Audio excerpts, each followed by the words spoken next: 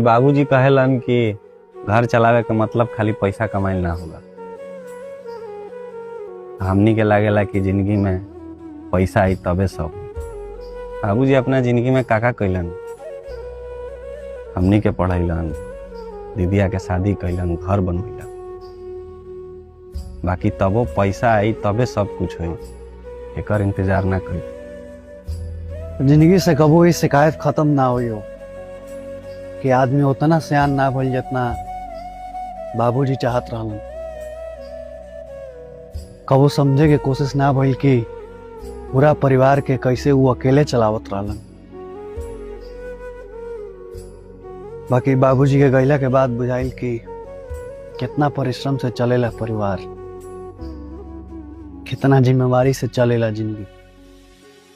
बाबूजी के बचपन में सिखावल बात जवानी में समझ आवेला। अब